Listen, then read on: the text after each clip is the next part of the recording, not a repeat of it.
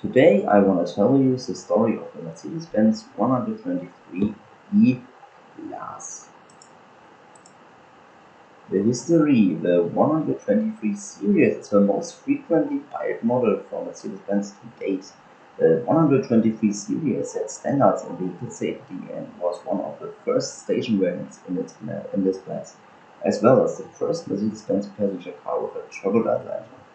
From the start of series production in November 1975 to September 1986, a total of almost 2.7 million vehicles rolled off the assembly line.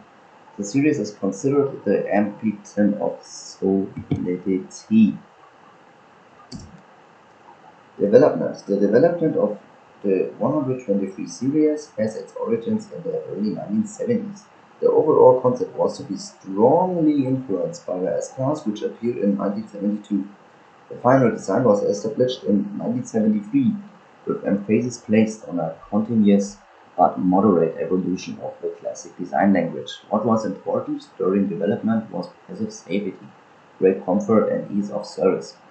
The introduction of the airbag was planned at the start of production in 1936, but development and validation had not yet been completed, which is why the airbags were only available from 1981.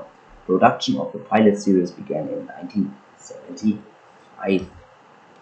The market launched in January 1976. The V123 was presented to the press in southern France.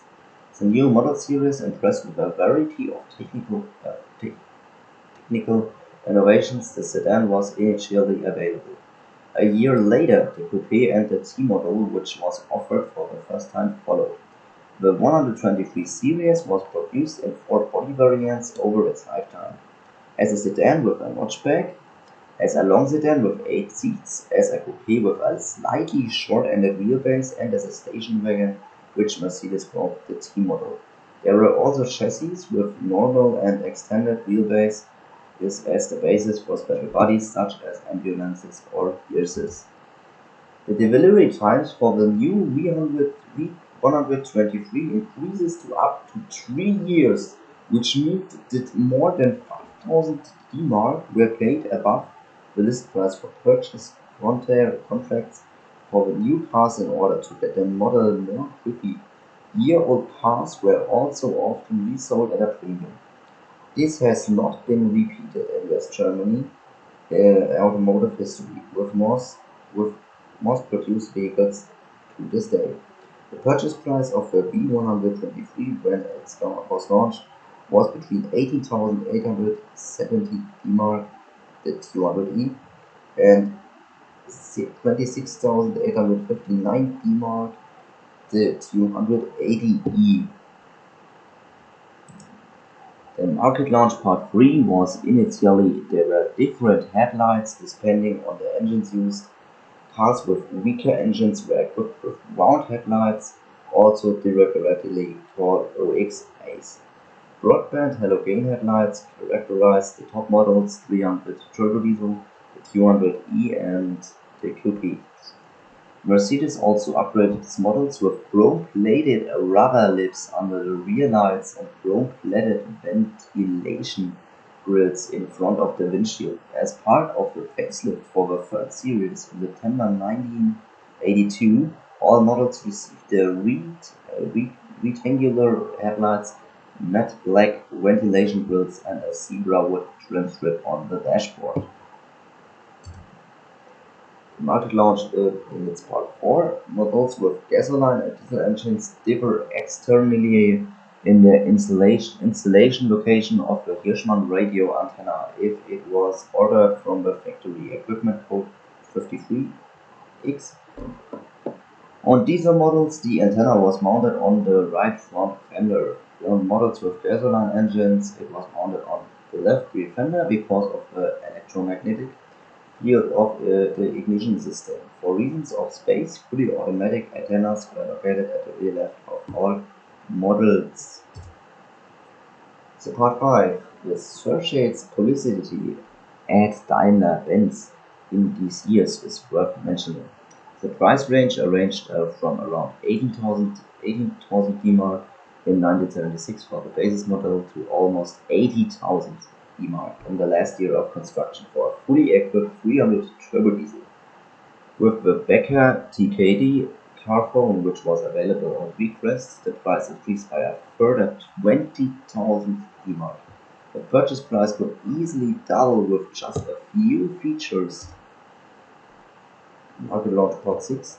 The great success of the series is also reflected in the fact that the Mercedes 123 series, like its predecessor model with displays the Volkswagen Beetle, from first place in new registration statistics in 1974, is the only vehicle to replace the Volkswagen Golf in first place in the Federal Republic's registration statistics in a calendar year. In 1980, the 123 series achieved a total of 202,252 registrations, while the Golf had 200,892 new registrations. The image overview, here you can see the green 240 diesel, the blue 230E, the black 280E, the red 240D. It's the US version of the W123 with sealed beam headlights and safety bumpers.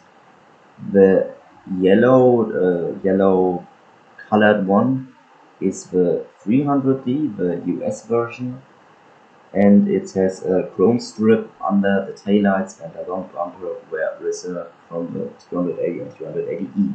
And there also you can see an interior of a 280E. The Model 19's Part 1, the 123 series underwent many changes during its production period. The series can essentially be divided into the first series up to the facelift in August 1979, the second series up to August 1982, and the third series. The first series is again divided into series 0.5 and first series. Series 0.5 was from November 7, 1975 to August 1976. The first series was from August 1976 to July 1979. The second series was from August 1979 to August 1982, and the third series was from September 1982 to January 1986. Examples of the so-called Series 0.5 are very rare today. They only differ from the first series in details. Since stocks were sometimes used up during productions, there are so-called series hybrids that have characteristics of different series. Model maintains Part 2. Key features of the second series from August 1979. It has a smaller steering wheel, 10mm, in a more elegant design. It has more modern toggle switches, a hazard light, a window regulator, and so on more. And it has a pneumatic headlight range control, a modified seatbelt buckles, and smaller headrests. New fabric patterns for the seat are also included.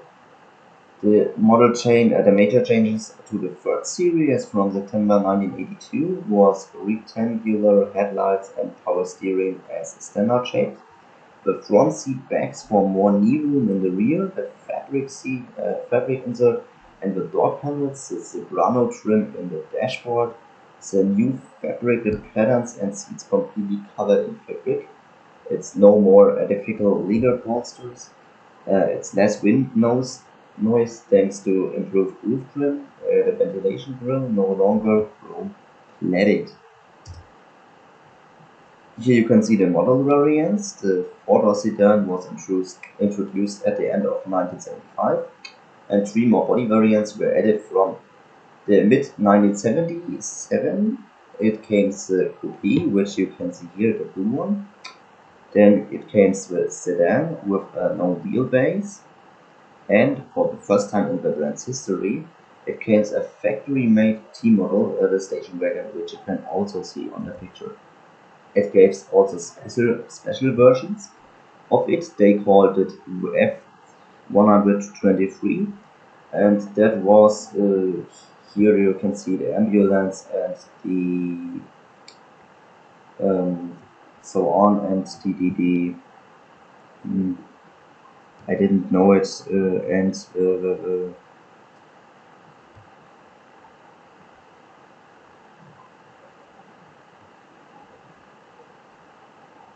and also the years. Yes. Then the 123 series often served as the basis for various superstructures and conversions.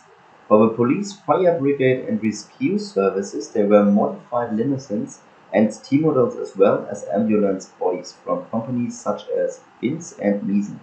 For taxi operations, Mercedes Benz offered a limousine with a long wheelbase express.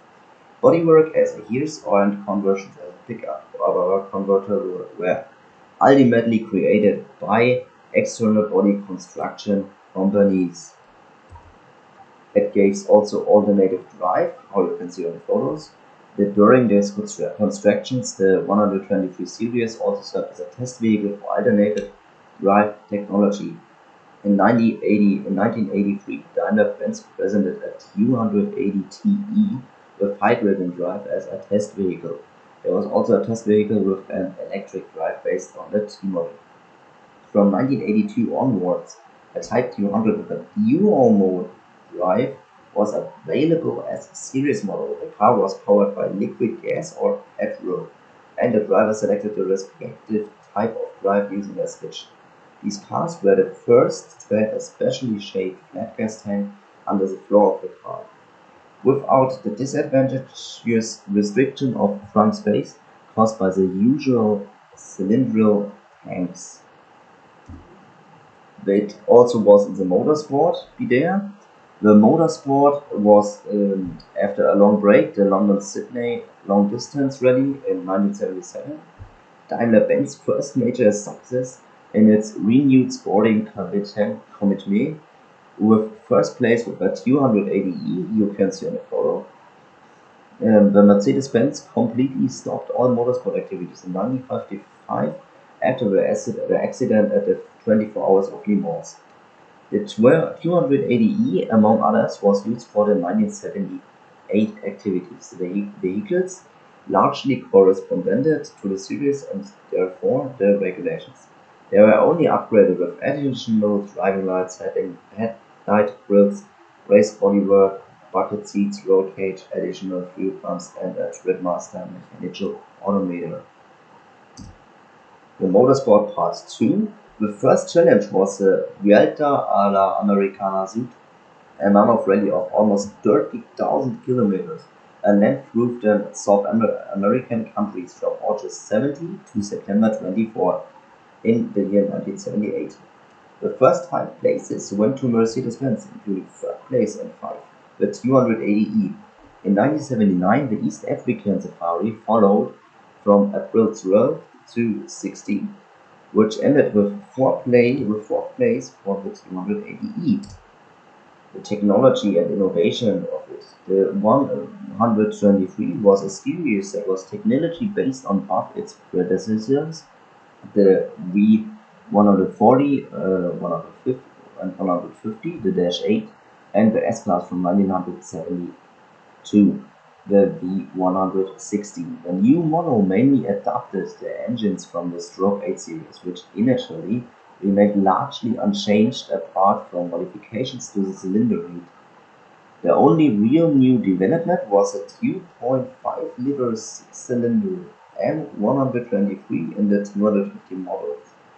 In terms of diesel engines, a 3-liter turbo-diesel engine based on the OM670 was added in 1980. Among other things, the front double wishbone suspension with single wishbones and stabilizer bar at the top, 3 angular wishbones at the bottom, shock absorbers and coil springs came from the S-Class. The extension on the steering rotation axis ends in the middle of the tire footprint. This design with 0 steering roll radius ensures that the wheels are not deflected left and right when braking on different surfaces, and that no forces are generated in the steering. The non-parallel rotation axis of the wishbones reduced braking pitch. With the new independent suspension with one subframe introduced in 1953, with the first pumped-in Mercedes Benz as an unit of engine, transmission and front suspension was eliminated. Technology and Innovation Part 2. The rear semi-trailing arm axle, known as the digital pendulum axle at Mercedes-Benz, had already proven itself in the V114, V115. The differential gear and both semi-trailing arms are attached to an axle support subframe, which is connected to the body with rubber buffers. The combination of a significantly more stable passenger cell with large rumble zones than the previous model contributes particularly to the safety of the occupants. The front and rear of the vehicle were designed to deform in a controlled manner in the event of a collision, and thrust to absorb significantly more energy in the event of an impact was the case with previous designs. The central area of the body, the so-called safety cell patented by Bellaverini in 1951 as a rigid passenger cell surrounded by crumble zones at the front and rear, had been given even more stability by installing stronger closed profiles in the roof frame and the 6 roof pillars. Stronger bars in the doors ensured better side impact protection. Technology and Innovations Part 3. From 1980 to 1982, from 1980 and 1982, anti-lock braking systems and airbags were available for a high additional charge. In response to special customer requests, Mercedes-Benz equipped the 123 series with the world's first pyrotechnic passenger airbag, only in conjunction with the driver's airbag in the first half of the 1980s. The passenger airbag was only officially offered as an option in the Mercedes S-Class 126 series in 1987 and shortly afterwards also in the new mid-range 124 series. The steering column of the 123 series had also been improved. A corrugated tube connects the steering column and steering gear. In the event of an accident, this corrugated pipe can bend in different directions. This reduces the risk of the steering column penetrating the passenger compartment. The V115 could still be delivered with steering wheel gearshift for manual and automatic transmissions. The V123 was still available with a selected lever on the steering wheel for the automatic transmission. Steering wheel controls were only provided for a small contingent of police vehicles for Iran. In the V124, the steering wheel shift was only found in some taxis delivered to Finland. After that, Mercedes no longer offered steering wheel controls until the 2021 S-Class series was released in 2005. With the presentation of the E-Class Series 212 in 2009, this technology found its way back into the upper Mercedes-Benz middle class. The 6-cylinder models are only available with an automatic control lever on the steering wheel. The engines available were both gasoline engines, models 200, 230, 230E, 250, 280 and 280E. The E models had intake manifold injection with 94 to 185 horsepower or 69 to 136 kW, as well as diesel engines from the previous model, well-known series OM615, OM616 and OM617. It's the 200 diesel, the 220 diesel, 230 diesel, 300 diesel and the 300 diesel turbo diesel, with 54 to 125 horsepower or 40 to 92 kW. At the beginning, the M115 4-cylinder engine was taken over from the previous V114 V115 series. The 6-cylinder model 250, which had the same name as its predecessor, received the M123 until the end of production in 1985, which was developed from the M180 engine of the V130. In June 1980, a new development was to be installed in the 200 and 230 with 94 and 109 horsepower respectively. The four-cylinder gasoline engine of the M102 type with 109 horsepower, 75 kilowatt in the 200 or 136 horsepower, 100 kilowatt in the 230E has now solved this outdated and uneconomical predecessor M115 engine, which was based on a design from the 1950s. This made it possible to catch up with the competition, and the 230E became the most successful vehicle with a gasoline engine in this series. Engines Part 2 in the USA, the turbo diesel was also installed in the S-Class in order to improve the press-gripped flat consumption.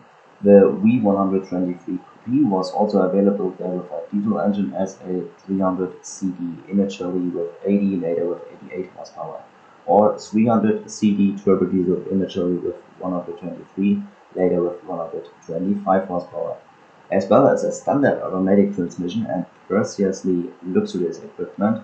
And of other things, automatic air conditioner can be ordered for an additional charge.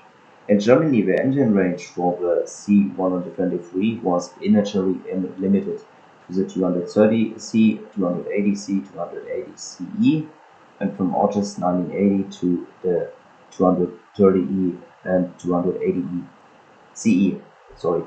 The 220D was dropped from the diesel models from March 1979. The 200D now produced the same 60 horsepower. From then on, the 240 diesel produced 72 instead of 65 horsepower, and the 300D increased from 80 to 88 horsepower. All diesel models since then can be started and stopped with the key, just like the models with gasoline engines. The previous start-stop process of a four-cylinder diesel for preheating and switching off, which took some getting used to, was no longer necessary.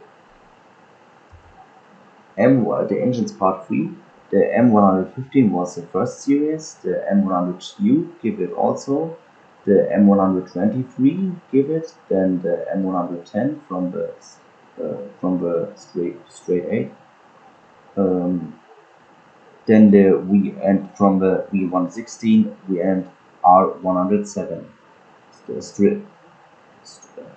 I didn't know it, so please don't hate me when I don't know what the thing is for the 8. For the 8 moment, I want to correct it. The stroked 8, sorry. So on. The four-cylinder diesel engines was the M116, and the first five-cylinder diesel engine was the OM617. The technology and innovations, extra information. Interior with early automatic climate control, US model, recognizable by the switch at the top of the center console, second from the left, for the semi-automatic automatic antenna, which is not available in Germany. Only installed at a special request of the customer and in small numbers. Passenger airbag in the 123 series. In 1978, AMG increased output to 155 kV or 200 horsepower, and the M110 in a 280 CE. And you see there. And that's the end of this great model series.